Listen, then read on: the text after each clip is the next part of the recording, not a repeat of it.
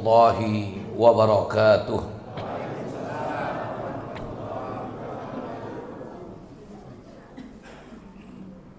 Bismillahirrahmanirrahim.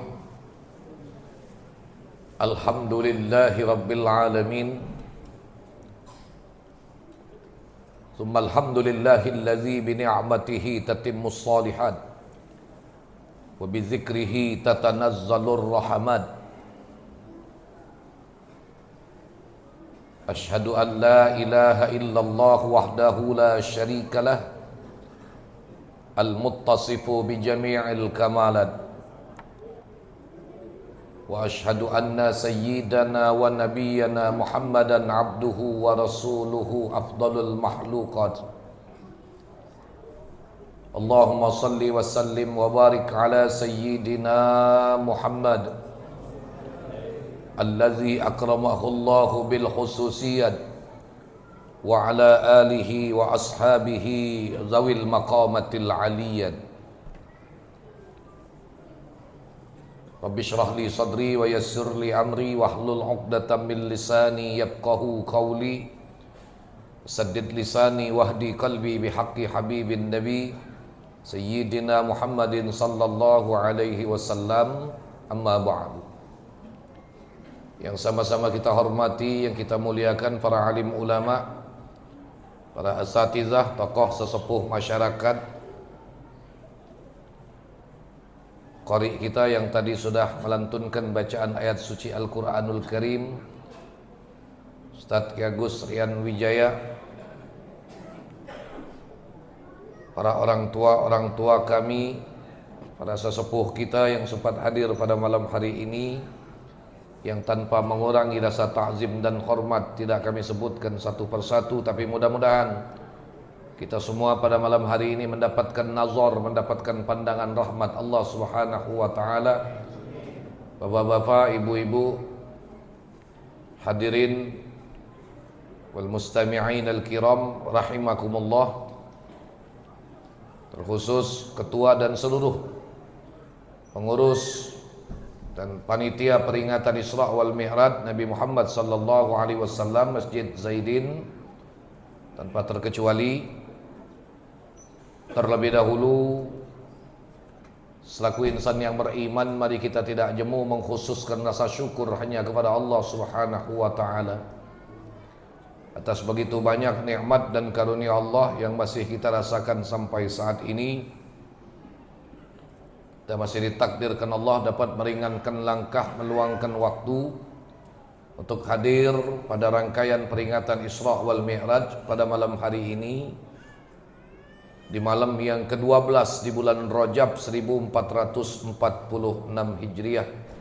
Mudah-mudahan kesyukuran kehadiran kita pada saat ini akan dicatat sebagai ibadah dan menjadi bagian amal soleh kita di hadapan Allah Subhanahu wa taala. Salawat dan salam kita mohonkan pula pada Allah Subhanahu wa taala agar selalu dan semoga tetap Allah limpahkan kepada qudwah dan uswah kita Nabi besar Muhammad sallallahu alaihi wa alihi wasallam, pada para keluarga, para sahabat dan pengikutnya hingga akhir zaman. Tanpa terkecuali kita yang hadir pada malam hari ini, baik yang berada di dalam, di luar, yang di depan, yang di belakang, yang masih berkelakar, yang masih sibuk micit HP. Tanpa terkecuali mudah-mudahan pada saatnya Allah berkenan menggolongkan kita menjadi ahlu syafaat Rasulullah di yaumil qiyamah. Amin ya rabbal alamin. Terima kasih terlebih dahulu kami ucapkan kepada pengurus Masjid Zaidin yang sejak beberapa waktu yang lalu sudah mengundang dan mengamanahkan kepada kami malam hari ini untuk menyampaikan ceramah seputar hikmah daripada peringatan Isra wal Mi'raj Nabi Muhammad sallallahu alaihi wasallam. Dan kami yakin Bapak Ibu yang hadir di sini sudah tidak terhitung berapa kali kita hadir peringatan Isra wal Mi'raj. Sebab kalau sudah datang bulan Rajab, hampir setiap masjid, musalla, majelis ta'lim, lembaga pendidikan, ataupun instansi ramai mengadakan peringatan Isra wal Mi'raj. Malam ini baik, aku nak ke sini tadi, lah ada dua kebarangan. Tambah di sini ketiga. Yang di sekitar sini. Ya. Ini menunjukkan bagaimana semaraknya bulan Rajab. Antusias kaum muslimin bukan cuma sekedar memuliakan bulan Rajab, tapi juga bagaimana berusaha untuk mengambil ilmu dan hikmah dari satu peristiwa besar yang terjadi di bulan Rajab, peristiwa mukjizat, yaitu peristiwa Isra wal Mi'raj.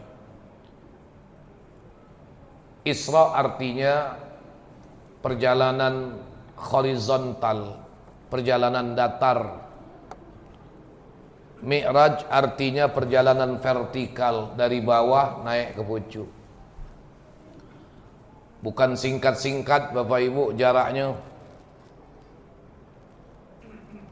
lebih dari 1.300 km minal Masjidil Harami ilal Masjidil Aqsa. 1.300 kilo itu Bapak Ibu kira-kira tahu tak berapa lah kira-kira persamaannya kalau kita di Indonesia? Minal Masjidil Haram ilal Masjidil Aqsa, lebih dari 1.300 kilo. Pacak kira-kira kamu ngimbanginya, membayangkannya. Tak usah payah-payah, mulai masuk pintu tol Pegayut nah, Keramasan, metu tol Lampung, balik lagi tol metu ke Keramasan, balik lagi ke Lampung, balik lagi ke pintu gerbang tol Keramasan. Mendak percaya, rikinlah dewek. 367 kilometer.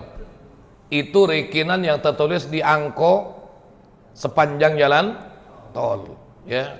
Kira-kira itulah lebih kurang. Oleh karena perjalanan ini mukjizat Bapak Ibu, maka terjadi begitu cepat. Kalau perjalanan ini kita jalani luar biasa barangkali Pak. Kalau menurut ukuran standar manusia seperti kita, orang biasa ini, tol Cikampek Bapak Ibu, mulai dari gerbang Cikampek, Anda sudah pernah jalan ini sampai ujung tol Cikampek itu, keluar ujung tol Probolinggo, cuma kilometernya 845 kilo Pak. Nih, nyimpang ke kanan balik ke Surabaya, nyimpang ke kiri berlari ke Jember. Nah, aku lang rikinnya Pak, lah sudah nyalaninya, pernah nyalaninya. Jadi itu pun baru cuma 845 kilo. Bapak Ibu bayangkan, lebih dari 1.300 kilo. Ya. Jauh perjalanan yang ditempuh oleh Rasulullah. Dan itu ditempuh hanya sebagian daripada malam. Nih. Jadi wajar kalau peristiwa ini diingkari oleh orang-orang yang tidak beriman dengan perkara mukjizat. Isra wal Mi'raj ini mukjizat Bapak Ibu.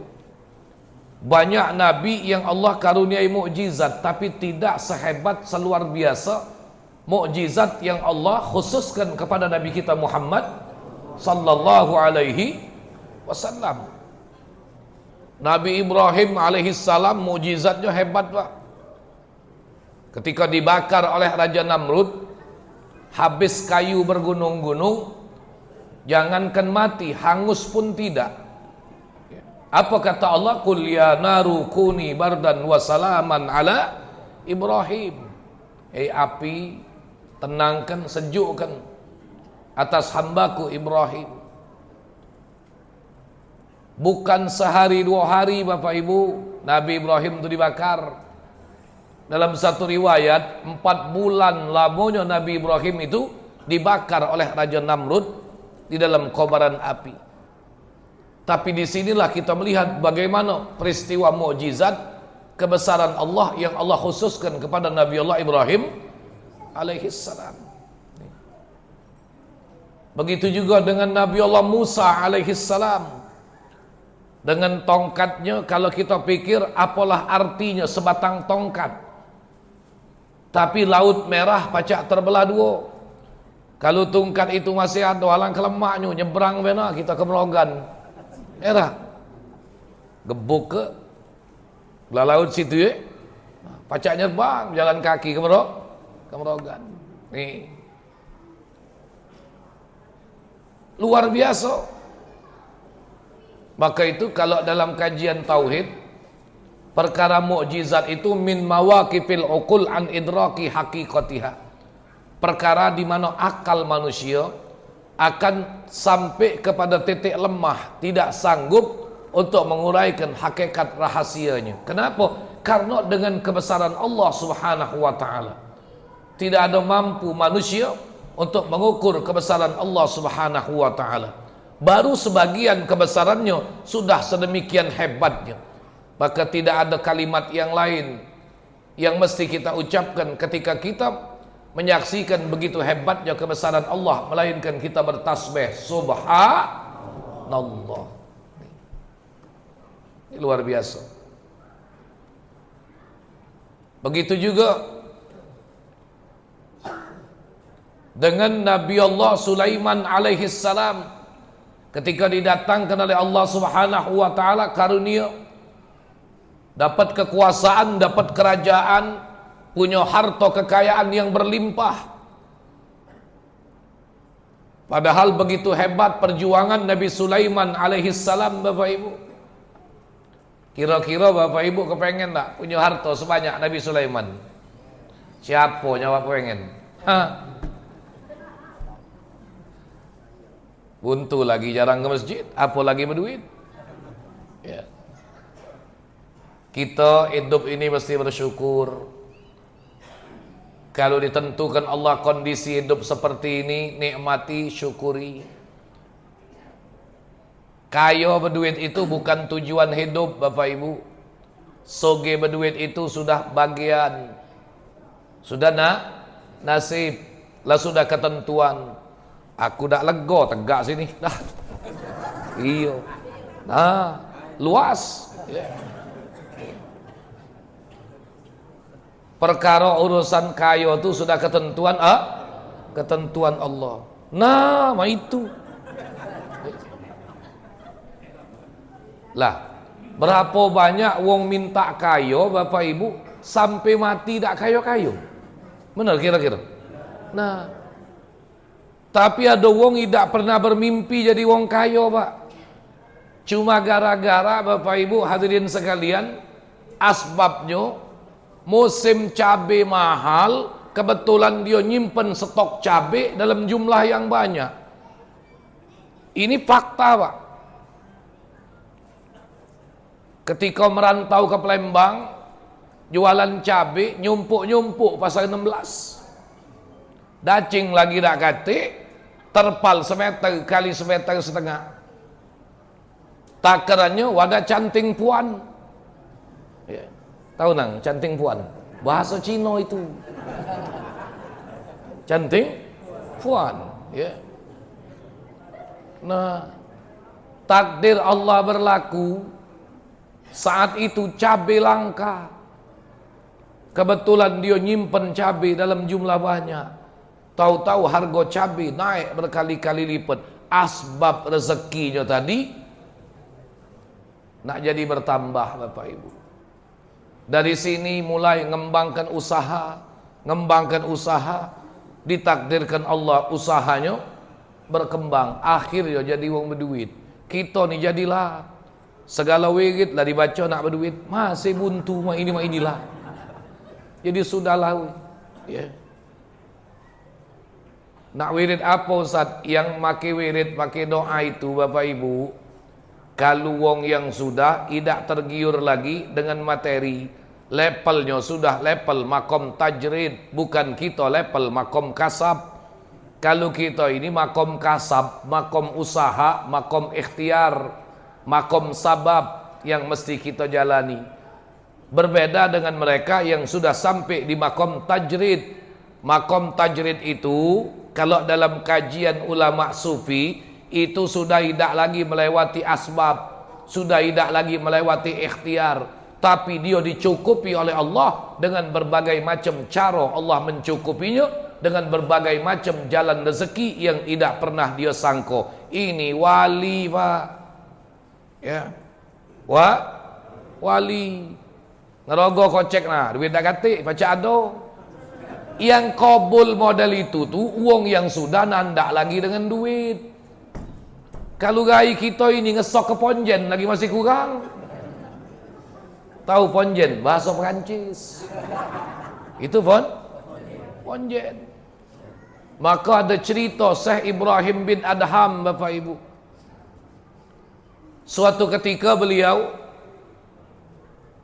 nak nyeberang sungai, Pak. Naiklah beliau ke atas perahu. Begitu sampai di seberang sungai, apa kata tukang perahu? Tuan, pulus, maya nyeberang ni. Apa kata beliau? Ma indi pulus, aku tak punya duit. Uji tukang perahu, aku ni muat perahu bermodal. Tenaga aku ni perlu makan. Akhirnya wali ini, Pak, Ibrahim bin Adham, wong zuhud. Saat itu dia tanya dengan tukang perahu, berapa nian kau minta bayar? 4 dirham. 4 dirham. Nian, tidak kurang, tidak. Cukup 4 dirham, cukup. Berdoa Syekh Ibrahim bin Adham, Allahumma innahu qad sa'aluni ma laisa indi wa huwa indaka katsir.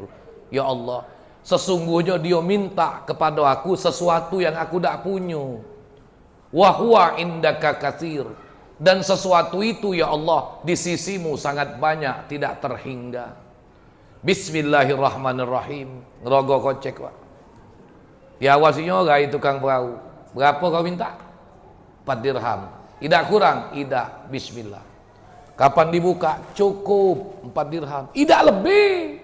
Rai kamu kabul 10 minta 20. Anak pernah ceramah di sikok masjid, Bapak Ibu, ceramah subuh. Ngomong ke cerita ini. Mak itu aku nak metu ke agak ngancap pintu masjid, ada sikok jemaah, Ustaz. Catat ke aku doa tadi. Ngapa? Aku lah malek buntu, Ustaz. No. Ya sudah, jangan nyugak ke dia. Aku catat ke, aku tulis ke. Kalau kau soge berduit, ingat jangan lupa raya aku juga. Aku lah ngamal ke nyoba, saya tak kabul-kabul juga. Ini wong yang sudah sampai pada makom tajrid namanya. Sudah tidak lagi melewati asbab dan ikhtiar. Kalau kita ini bukan makom tajrid, makom tajrid. Makom apa? No. Itu para wali Allah berikan karamah, orang soleh Allah datangkan ma'unah, para nabi Allah datangkan mu'jizat, termasuk Nabi kita Muhammad sallallahu alaihi wasallam didatangkan oleh Allah subhanahu wa ta'ala dengan mu'jizat. Kita jangankan mu'jizat, Bapak Ibu, ma'unah wong soleh lagi akal kita tak terbahas. Itu orang soleh yang dikaruniai oleh Allah subhanahu wa ta'ala dengan ma'unah. Apa? Pertolongan Allah. Ada wong alim, ada wong ahli ibadah. Kadang-kadang Bapak Ibu hadirin sekalian, dia jampi ke banyu wadah botol, diunjukkan wong sakit, sembuh dengan izin Allah subhanahu wa ta'ala. Ini namanya ma'unah. Betul? Ma'unah. Ada wong anaknya demam panas, Pak. Demam panas. Lah sudah makan obat panas, masih tak turun-turun. Digawak pergi berobat ke dokter, 2-3 hari ngulang lagi, panas lagi. Akhirnya dia datang nemui si kok kiai di kampung itu. Kata kelalurung family din, itu belah. Ya. Begitu dia nemui kiai, assalamualaikum kiai, waalaikumsalam. Uji kiai, ada hajat apa nang? Anakku kiai demam panas, tak turun-turun kiai. Berubatlah sudah, makan obat ikhtiarlah sudah. Oh uji kiai sini. Kau ngawak banyu tak? Ngawak banyu. Pada botol. Ya. Baca ke kiai. Nah. Minumlah. Juga anak kau balik. Kapan dinjuk kau, Pak? Panasnya turun, dengar lagi. Main budak itu. Uji bapaknya, pakam jampian kiai. Bolehlah nak diparai. Datang ini nian kiai. Kiai, anak aku alhamdulillah Kiai, lah sehat, lah pacak main. Alhamdulillah. Uji Kiai. Cuma Kiai kalau boleh maki Kiai, aku nak melok. Apa dia yang Kiai baca ke? Uji Kiai dah banyak-banyak nang, cuma baca ke Fatihah bae. Niat ke minta ke budak tu supaya sehat. Oh. Lah boleh ilmu tunjuk Kiai. Uji Kiai baca 3 hari dari situ demam panas lagi anaknya. Baca ke nyoba Fatihah. Begitu dibaca ke Fatihah, minum. Rupanya tambah ngigau anaknya. Panasnya tambah. Nah, ngapo giliran Kiai maca ke Fatihah, anaknya ditakdir ke Allah sembuh, bapaknya dewek maca ke Fatihah, panasnya tak turun. Inilah lain pertalian hati Bapak Ibu. Lain ittisalnya. Kalau dalam bahasa tauhid, Kiai maca ke Fatihah tadi bergantung harapnya dengan yang menjadikan dan yang punya Fatihah. Baknya tadi bergantung dengan Fatihah. Nih. Maka dalam kitab Hikam, min alamatil i'timadi alal amal nuqsanur raja' inda wujudiz zalal. Setengah di antara tanda orang yang bergantung dengan amalnya adalah kurangnya rasa harap kepada Allah ketika terjadi kegagalan. Kenapa? Dia tidak bergantung kepada Allah Subhanahu wa taala, tapi dia bergantung kepada asbab yang dijadikan oleh Allah. Mestinya dengan yang menjadikan asbab. Bergantunglah hanya kepada Allah, berharaplah hanya kepada Allah. Makanya Rasulullah itu diperjalankan minal Masjidil Haram ilal Masjidil Aqsa, dari Masjidil Aqsa naik sampai Sidratul Muntaha karena pergantungan hatinya, pertalian hatinya yang begitu sempurna kepada Allah Subhanahu wa taala. Tidak ada sesuatu pun dari duniawi yang diakui oleh Rasulullah sebagai kepemilikan beliau. Semuanya adalah karunia Allah. Maka itu Rasulullah sempurna makom kehambaannya dinaikkan oleh Allah ke tempat yang tertinggi. Bapak Ibu lihat, Rasulullah ketika diperjalankan oleh Allah tidak bawa pangkat kenabian, tidak bawa pangkat kerasulan, tidak bawa label anak si fulan, tidak. Tapi ketika beliau diperjalankan oleh Allah, asra bi abdihi, karena sempurna makom kehambaannya di hadapan Allah Subhanahu wa taala. Maka itu kalau kita nak kepengen naik derajat di hadapan Allah, urusan manusia tak usah dipikirkan Bapak Ibu. Sebab manusia punya penilaian yang berbeda-beda antara satu dengan yang lain. Manusia terlalu pintar untuk menilai orang lain. Manusia terlalu pintar untuk memprotes orang lain. Betul? Tapi menilai diri dewek tidak sanggup. Makom tawaduk itu pertama yang harus dilalui, merendahkan diri. Man tawadu'a rafa'ahullah. Barang siapa yang merendah diri, maka dia akan diangkat oleh Rasulullah. Sempurna dalam kehambaannya, Allah naikkan beliau, Allah perjalankan beliau sampai tempat tertinggi, hatta malaikat Jibril pun tidak sampai ke level yang sudah dijalani oleh Nabi Muhammad sallallahu alaihi wasallam. Minal Masjidil Haram ilal Masjidil Aqsa. Pertanyaan Bapak Ibu, Bu, Pak, ngapola Rasulullah tu nak diperjalankan ke Masjidil Aqsa? Dalam tafsir Jamal itu dijelaskan, satu, ngapo Nabi diperjalankan ke Masjidil Aqsa? Karena pada malam itu selain Masjidil Haram tidak kate masjid yang lain, kecuali yang ada cuma Masjidil Aqsa. Kalau malam itu Masjid Zaidin sudah ada, mengkali Nabi mampir juga ke sini. Ya. Tidak ada masjid yang lain. Maka Masjidil Aqsa itu masjid tertua setelah Masjidil Haram. Itu yang kedua, kenapa Rasulullah diperjalankan oleh Allah Subhanahu wa taala ke Masjidil Aqsa? Itu untuk menambah kemuliaan dan keberkahan Masjidil Aqsa. Sampai Rasulullah diperjalankan tanda penghormatan kepada Bapak Ibu boleh buktikan, silahkan percaya, tidak pun juga tidak masalah. Tapi ini fakta, setiap tempat yang pernah ditijak oleh telapak kaki Rasulullah, idak kaki yang idak berkah. Negeri Mekah itu negeri yang Allah pilih sebagai tempat lahir Rasulullah. Negeri Mekah itu negeri di mana telapak kaki Rasulullah dapat berpijak pertama kali di atas bumi. Negeri Mekah itu negeri yang Allah pilihkan pertama turun Al-Quran. Di negeri Mekah juga Rasulullah mendapatkan amanah kenabian. Berkah tak? Berkah. Kalau kita lihat secara zahir, yang nampak cuma padang pasir, bukit batu berjejer. Kalau sudah musim panas, panasnya hebat. Kalau sudah musim dingin sekarang, informasi yang Anda dapat kemarin, itu Madinah sampai 7 derajat Pak dinginnya. Bapak Ibu bayangkan, kita 20 dalam ruangan AC sudah sedemikian hebat, merasa dingin. Lagi puncaknya dingin sekarang Pak. Itu luar biasa dinginnya. Ya. Hebat.